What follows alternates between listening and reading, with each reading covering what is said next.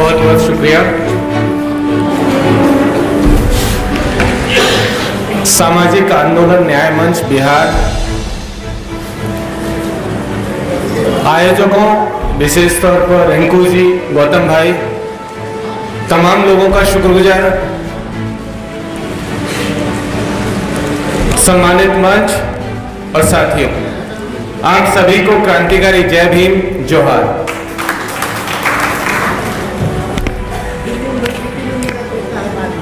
साथियों, मेरा नाम डॉक्टर जितेंद्र मीणा है। मैं राजस्थान के पूर्वी हिस्से सवाई माधोपुर डिस्ट्रिक्ट के कबीले से आता हूं, आदिवासी कबीले से आता हूं। दिल्ली विश्वविद्यालय में इतिहास पढ़ाता हूं और आज पटना में आप सबके बीच में आकर के अपनी बात रख रहा हूं। आज का जो विषय है, 14वां बढ़ते मनुवादी सांप्रदायिक हमले और कॉरपोरेट। मैं अपनी बात इन्हीं दो पहलुओं के बीच में रखूंगा, लेकिन इन सबके बीच में मैं आदिवासी जो पर्सपेक्टिव है, आदिवासियों का जो मसले हैं, उसी मसले के इर्द गिर्द अपनी बात को रखने की कोशिश करूंगा। साथियों, जब बात कॉरपोरेट की चली है, जब बात पूंजीपति घरानों की चली है, तो शायद इस देश में अगर हम सामूहिक रूप से देखें, एक तबके के बतौर देखें, तो आदिवासियों से ज्यादा हमला किसी ने इस देश में नहीं झेला है। कॉरपोरेट्स का जो हमला पिछले 70 सालों में या उससे पहले से भी अगर हम लोग देखें, अंग्रेजी हुकूमत ने जिस तरीके से लूटना शुरू किया था, वो हमला एज ए कम्युनिटी आदिवासियों ने सबसे ज्यादा झेला है। आजादी के समय पर हमारे पुरखों ने एक उम्मीद जताई थी कि अंग्रेज चले गए हैं और यहां पर यहां के लोग रूल करेंगे, शायद वो आदिवासियों के साथ बेहतर सलूक करें। संविधान सभा के भीतर जब बैठक चल रही थी और नेहरू जी ने संकल्प प्रस्ताव पेश किया था, तो उस संकल्प प्रस्ताव के जवाब में माननीय राजेंद्र प्रसाद जी उस संकल्प प्रस्ताव की मीटिंग को चेयर कर रहे थे। जयपाल सिंह मुंडा एक बात कह रहे थे, जो उस समय पर जो आपका संयुक्त बिहार था उसी के रिप्रेजेंटेटिव थे, आदिवासी समाज से आते थे। उन्होंने एक बात कही थी कि जब हम लोग एक बेहतर मुल्क बनाने जा रहे हैं, जब हम लोग ये सुनिश्चित करने जा रहे हैं कि सबको बराबरी का हक हुकूक मिलेगा, तो मैं उम्मीद करता हूं कि जो हक और हुकूक बाकी लोगों को मिलेगा, वही आदिवासियों को भी मिलेगा, वही सम्मान आदिवासियों को भी दिया जाएगा। लेकिन आजादी के 70-75 साल बाद भी हम देखते हैं कि वो सम्मान, वो हक आदिवासियों को नहीं मिला। आजादी के समय उसके बाद में ये कहा गया कि मिक्स इकोनॉमी होगी, लेकिन हम देखते हैं कि 90 के बाद वो मिक्स इकोनॉमी के आइडिया को ड्रॉप कर दिया गया। और खास करके जब से मोदी की हुकूमत आई है, तब से तो पूरी की पूरी इकोनॉमी प्राइवेट इकोनॉमी हो गई है। और उस प्राइवेट इकोनॉमी में जो कॉरपोरेट का हमला है, वो हम सब लोग बहुत अच्छे से जान रहे हैं। मोदी सरकार ने एक स्लोगन दिया है, मैक्सिमम एडमिनिस्ट्रेशन, मिनिमम गवर्नेंस। इसका मतलब हम सब लोग जानते हैं कि सरकार की जो इकोनॉमी में हिस्सेदारी है, जो भागीदारी है, वो कम कर दी गई है। सिर्फ एडमिनिस्ट्रेशन के जरिए उसको रन किया जा रहा है।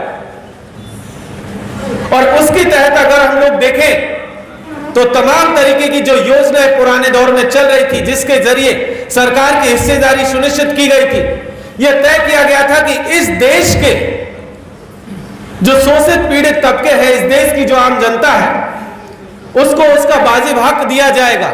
उसके लिए कुछ प्लान्स बनाए जाएंगे। वो तमाम तरीके के प्लान, चाहे 5 ईयर प्लान हो, चाहे और तमाम तरीके की पॉलिसीज हो, सबको ड्रॉप कर दिया गया। प्लानिंग कमीशन को ही ड्रॉप कर दिया गया और इस तरीके की जितनी भी सारी चीजें थी उन सबको खत्म कर दिया गया। तमाम चीजों को प्राइवेटाइजेशन कर दिया गया, प्राइवेट हाथों में सौंप दिया गया। और इस कड़ी में सबसे बड़ा मसला आया आदिवासियों के साथ। जब प्राइवेटाइजेशन की बात चली तो आदिवासियों के जल, जंगल और जमीन को सबसे पहले छीनना शुरू किया। इस देश में आज की तारीख में लगभग 193 से ज्यादा कोयल माइन फील्ड चल रहे हैं। कोयला खदान की जो बड़ी बड़ी खदानें हैं वो चल रही हैं 193 जगहों पर। ये कोई छोटी मोटी जगह नहीं है, ये हजारों लाखों हेक्टेयर के एकड़ में चलने वाली खदानें हैं। पिछले 7 साल में 55 नई खदानों को मंजूरी दी गई है। लगभग 250 से ज्यादा खदान है। इन सब का अगर एरिया मिलाएं तो इनके 80 से 85% एरिया आदिवासी एरिया है। ये आदिवासी एरिया है और इन आदिवासी एरिया में जो खदानें की जा रही हैं और इन खदानों के चलते जब आप देखेंगे तो पता चलेगा कि तमाम तरीके के रूल्स एंड रेगुलेशंस को वायलेट कर दिया गया है। एक भी माइनिंग का टेंडर इंटरनेशनल स्टैंडर्ड पर खरे नहीं उतरता है। फॉरेस्ट राइट एक्ट के तहत जो हक हुकूक दिए गए थे उन सबको डाइल्यूट कर दिया गया। एनवायरमेंट मिनिस्ट्री के जो क्लियरेंस होते थे उन सबको डाइल्यूट कर दिया गया। उनका अब कोई इंपॉर्टेंस नहीं है। अब तो इवन ये हालत आ गई है कि उनकी जरूरत भी नहीं है कि आप माइनिंग के लिए वो परमिशन लें, क्लियरेंस लें। पिछले अगर 20 साल का एग्जाम्पल आपको दिया जाए तो इस देश में 77 लाख लोगों को विस्थापित किया गया अपनी जमीनों से। 77 लाख लोग, उसमें लगभग 60% आदिवासी है। 60% आदिवासी, सिर्फ 20 साल की बात कर रहा हूं।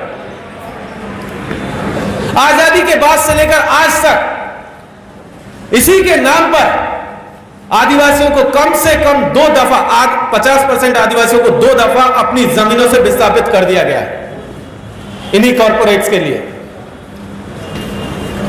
यह हकीकत है।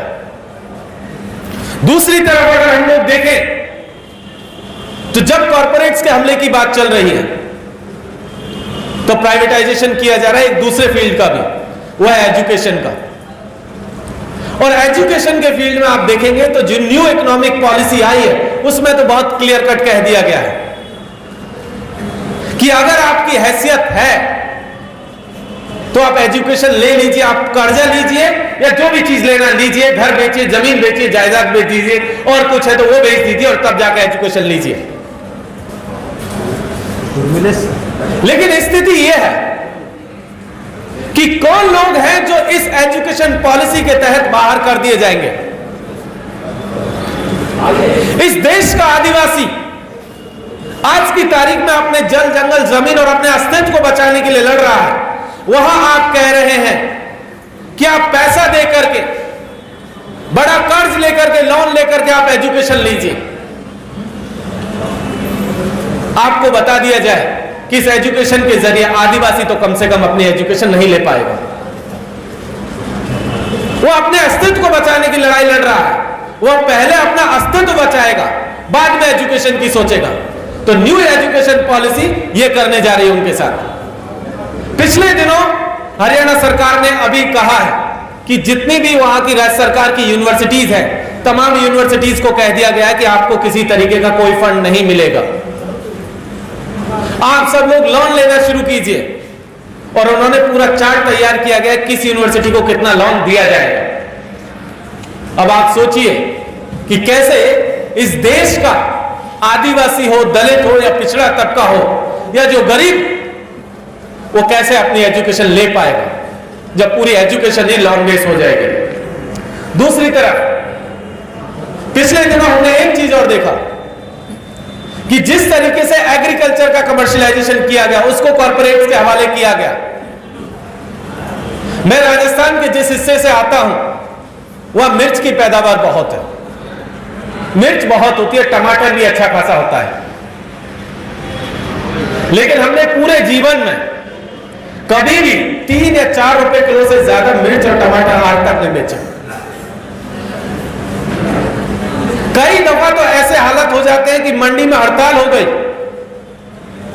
आप टमाटर या मिर्च लेकर के आए और वो ट्रक में लदा हुआ 2 दिन तक अगर हड़ताल है या नहीं बिका तो उसी में रखा वो सड़ जाएगा बोरियों में, और फिर जाकर के कचरे वाले को आप पैसा दीजिए कि भाई इसको खाली कर दो, ट्रक वापस लेकर के जाना है। यह हमारी हालत है। लेकिन जिस तरीके से बेचा गया अडानी के लिए, उनके लिए गोदाम तैयार कर दिए गए, पहले से गोदाम तैयार कर दिए गए, और उन गोदामों के जरिए पूरा का पूरा एग्रीकल्चर अडानी और अंबानी और बाकी लोगों को सौंप दिया गया। यह स्थिति दूसरी तरफ। एक दूसरा पहलू जो इसी कॉर्पोरेट्स के साथ जुड़ा हुआ है वो है मिलिटराइजेशन का इशू, सैन्यकरण का इशू, जो आदिवासियों के साथ बहुत गहरे तौर पर जुड़ा हुआ है। इस देश का लगभग 16% हिस्सा डिफेंस पर खर्च हो रहा है, लेकिन उस डिफेंस में आपको बता दिया जाए कि पिछले 5 से 7 सालों में जितने भी पुलिस मिलिट्री के कैंप खुले हैं उनमें से 80% आदिवासी एरियाज में है। 80%। बस्तर सबसे ज्यादा ऐसा इलाका जहां मिलिट्री की प्रेजेंस है, और कहा जा रहा है सुरक्षा,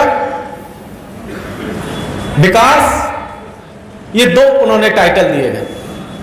और उसके साथ साथ उन्होंने कहा कि ऑपरेशन प्रहार समाधान अभी इस देश में चल रहा है, शायद आप लोगों को नहीं मालूम होगा। ऑपरेशन प्रहार समाधान के तहत आदिवासी इलाकों में ये कैंप खोले गए, और इन कैंपों के जरिए वहां पर नए नए मिलिट्री के कैंप लगा करके आदिवासियों की जमीनें छीनी जा रही है।